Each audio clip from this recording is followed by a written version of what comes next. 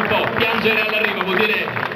tanti sforzi, non solamente quelli della guida, quello del lettore delle note, ma anche quella di cercare sempre dei finanziamenti, degli sponsor che ti possano aiutare a credere in te. Lui ci è arrivato fino all'ultimo, ci è arrivato sul gradino più alto del podio, qua al 45esimo Rally del Friuli delle Alpi Orientali, con una grande soddisfazione per un pilota trentino che non è giovanissimo.